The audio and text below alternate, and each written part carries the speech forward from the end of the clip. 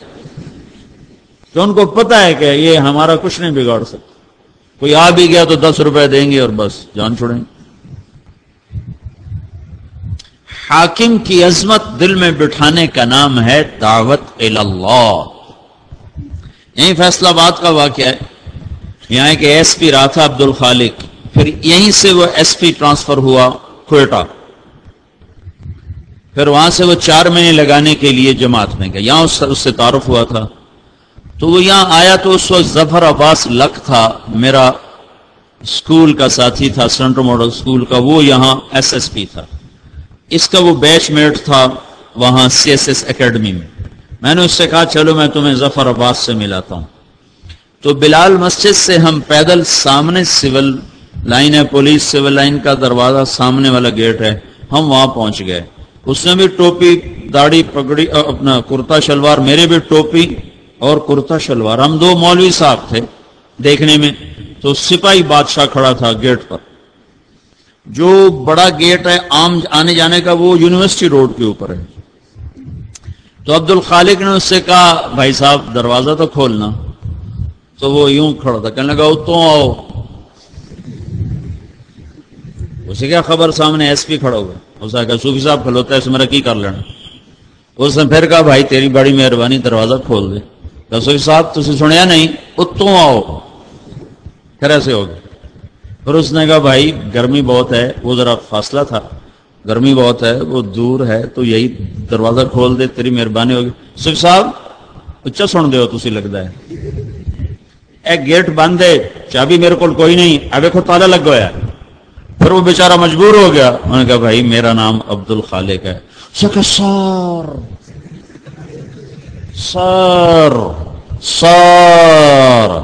وہ دی حال ہو گئی، وہ چابی کڈی کمبدے ہتھاں نال تے انجن کر کے کھولی جاوے، تے ہن اودی ٹنگا میں کمبنا، اگا میں ٹورے پیچھے میں ٹورے، سر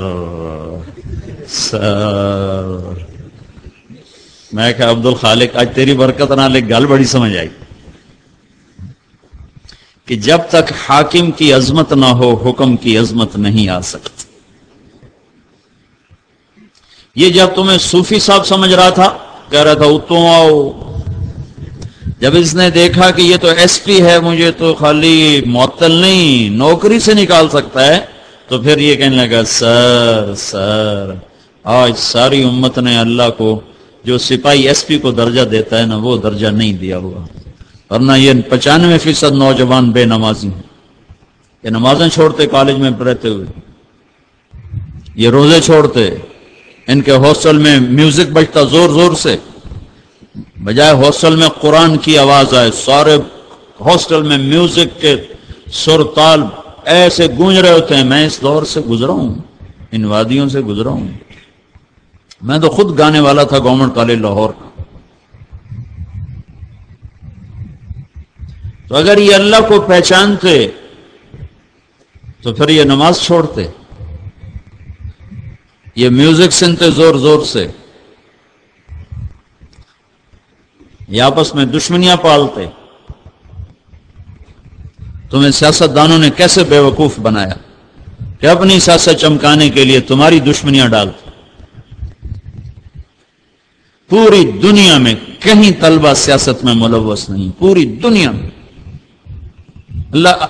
اللہ گورنر امیر محمد خان کی قبر کو ٹھنڈا کرے، جیسا بھی تھا، جابر آدمی تھا، ظالم تھا، تو مسلمان کے لیے دعا تو کی جا سکتی ہے، اور اس نے ایک دفعہ پورے ملک میں امن قائم کر دیا تھا۔ وہ پہلا گورنر تھا جس نے ساری سیاسی سرگرمیوں پر لڑکوں کی پابندی لگا دی کہ تم پڑھنے آئے ہو کہ سیاست کرنے آئے ہو۔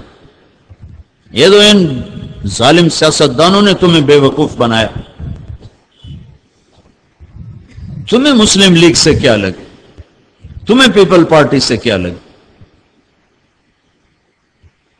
تمہیں ان سیاسی جماعتوں سے کیا لگی؟ یاد رکھنا میری بات، جب تک علم والے نہیں بنو گے تم غیروں کے غلام رہو گے۔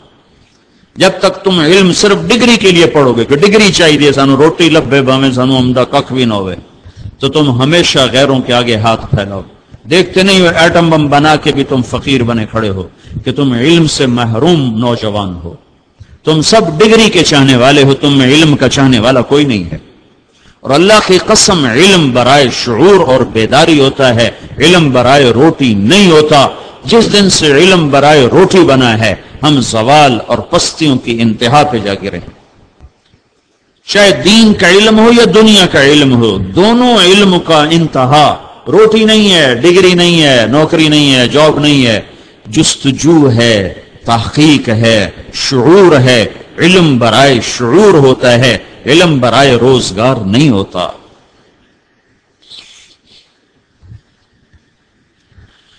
ہذہ سبیلی، کہو یہ میرا راستہ ہے۔ کیا میں اللہ کی طرف بلاتا ہوں؟ یا رسول اللہ اکیلے ہو یا رسول اللہ؟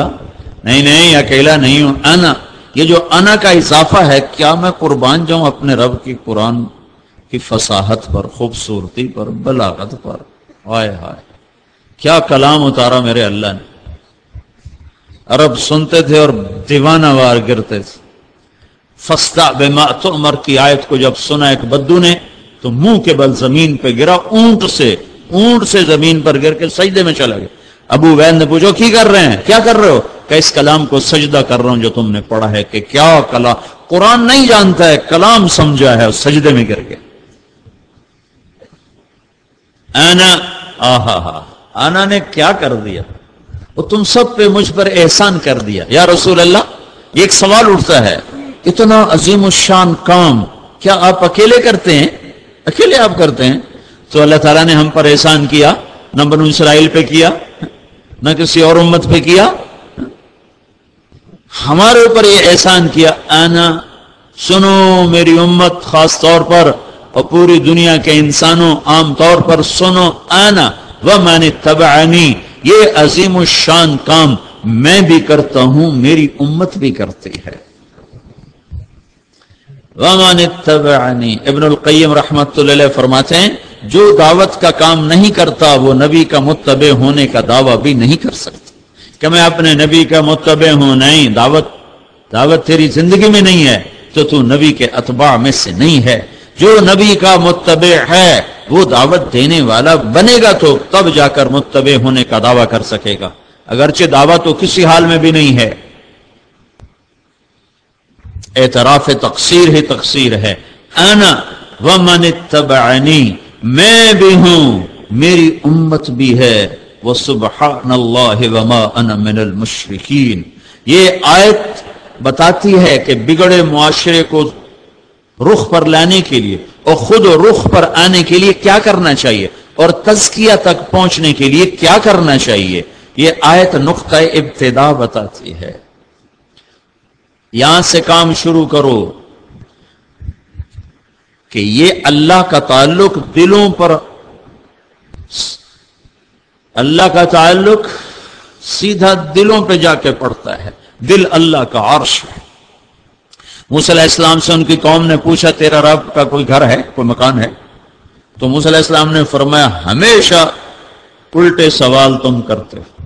اللہ تعالیٰ نے فرمایا میرے کلیم ان سے کہو تمہارا رب لا مکان و لا زمان ہے، اور وہ مومن جو اپنے دل کو پاک کر لیتا ہے اس کا دل میرا گھر بن جاتا ہے، پاک کر لیتا ہے۔ تزکیہ کیسے ہوگا؟ نافذ کرنے سے نہیں۔ رات کے آنسو کہاں سے لاؤ گے؟ رات کے آنسو کہاں سے لاؤ گے؟ ہائے ہائے، دل کے میل کو دھونے کے لیے بھی تو پانی چاہیے نا، پانی سے تو کپڑے دھلتے ہیں نا، تو دل کی میل کو دھونے کے لیے پانی چاہیے۔ وہ پانی آنسو ہیں جو دیکھنے میں باہر گرتے ہیں، حقیقت میں اندر گرتے ہیں۔ باہر وہ کچھ بھی نہیں کرتے، تمہارے گال بھی تر نہیں ہو پاتے، لیکن اندر میں تمہارے غلاظتوں کے وہ تہ بر تہ جمے ہوئے پرانے بھی داغ دھو کے رکھ دیتے ہیں۔ جبریل نے اللہ کے نبی سے کہا یا رسول اللہ ہم آپ کی امت کے عمل لکھتے ہیں، آنسو نہیں لکھتے۔ آنسوؤں کا سارا جو حساب کتاب ہے تیرے رب کے پاس ہے، کہ وجہ اس کی یہ ہے کہ ایک آنسو جو صرف آنکھوں میں تیر جائے باہر بھی نہ نکلے،